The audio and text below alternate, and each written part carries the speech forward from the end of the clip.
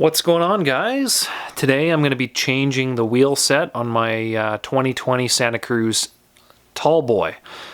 So what I'm going to kind of do here is divide this up probably into a couple different videos because as it sits right now, there's actually quite a bit of work to do. I've got to change, obviously, the cassette, the rotor's off, got to pull those, I've got to adjust the derailleur, I've got to reseat the tires with sealant, and mount the new wheels. So there's a little bit of work here, so I'll probably divide it up into a couple different quick videos so it's a little easier for anybody who wants to check it out to find. But to start things first, what I'm going to do is take the wheels off and then change the cassette. So that'll be the first.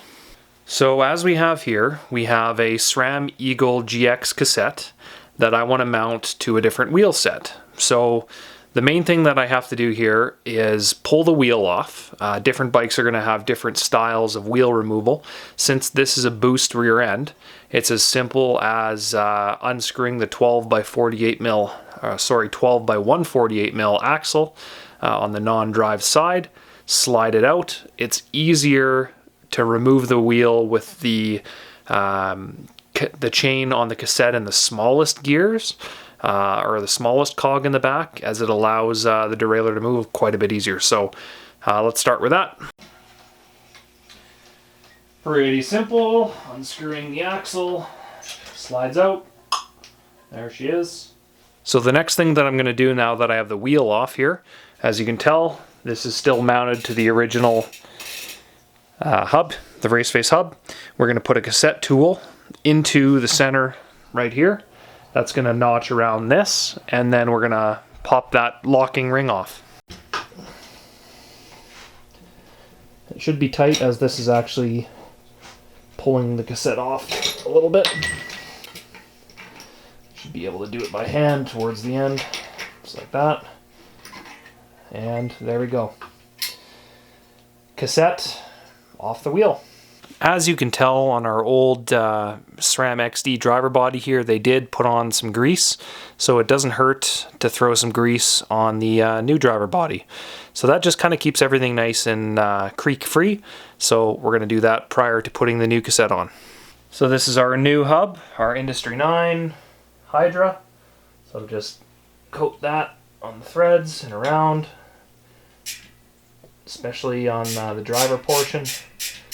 You're not going to have too much on here. It's just so that it's easier to get on and off. The next time you take it off, it'll be that much easier. The exact opposite order of taking the cassette off, we're going to put this guy on, engage the threads, so you can see it spins, and then tighten this guy down. This time around, we don't need that chain whip because you are turning right against the drive of the hub itself. So it makes it a lot easier to put on. Tighten that bolt down to the manufacturer's recommended spec on your cassette and on your hub, and you'll be off to the races. Next up on the docu-series on changing wheel sets is changing rotor bolts and obviously swapping disc brake rotors to the new bike. So if you guys haven't taken off a rotor before, I don't think it gets any easier than this if you're scared of this. So just so you know, the spacing on a brake rotor on a mountain bike and a road bike are standards. So they should all be roughly in the same spot after you change it, so it shouldn't be too difficult to do. All you have to do, loosen these 6 bolts around, or if you have a Shimano center lock, you unscrew the rotor itself and pull it off, mount it back onto the new one. So we'll start by taking these 6 bolts off and removing the rotor. The only thing here to tell is that the rotor itself has a direction, and what I'll do is I'll zoom in on that so you can understand what I'm talking about. So as you can see, the rotor has a direction arrow, so just make sure that when you put that on the new wheel, that's the direction that the rotor is moving. That's the main thing. Put the 6 bolts back in and you're done. So start here, crosses 1, 2, 3, 4, 5, 6, and then tighten it down afterwards. Okay, there we have it. I've installed the 6 bolts, put the rotor on in the correct direction, and tighten them in a crossing manner. And just make sure you torque it down to the right manufacturer and disc rotor spec, which shouldn't be anything crazy. Can you reuse bolts? Yes. Should you Loctite them? Not necessarily. Some factory bolts are coming with Loctite, just blue, which is temporary Loctite. It doesn't hurt if you don't want to touch it for a while, but if you're doing regular maintenance, rotor bolts should be something you should be checking on anyway. So, all right, so now that I've got the new cassette on the wheel, the new rotor, I've remounted the rotor and the cassette on the new wheel. I'm going to go ahead and put the tires on and then mount this whole package back together. Do the same for the front, and we'll be off to the races. Got my new tire mounted. I'm going to 100 PSI in the blow chamber. And let's get her mounted tubeless. Here we go.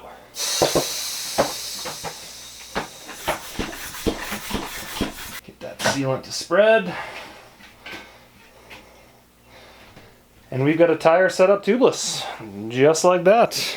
And then in the exact reverse order, put the wheel back in. If we've got to trim the derailleur slightly for the spacing or the rotor, that's as easy as just loosening it off, spinning the wheel, tightening it back up. And we're good to go. So let me get that mounted and I'll show you in a sec. And just like that, we've got our new cassette mounted. We've got our new rotor mounted. We've got our tire mounted, tubeless. And I will note that a little sealant coming out there. I will note that I did the Maxxis space between the We Are One logos. I know I got some heat for that last time because people are OCD as fuck. And that's it. So now I've got an i9 Hydra and we can listen to that boy purr. Ooh, that sounds good. We're going to move that mic in because we have to.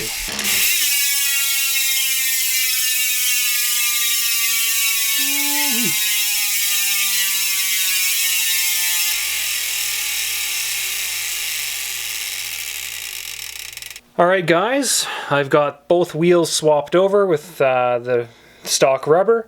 I've changed out the cassette, I've changed out both rotors, I've tuned the front and back brakes, and as well made the derailleur just a little bit of an adjustment to kind of get things moving correctly. That's by far and large what the spring build on the Tallboy is going to be looking like.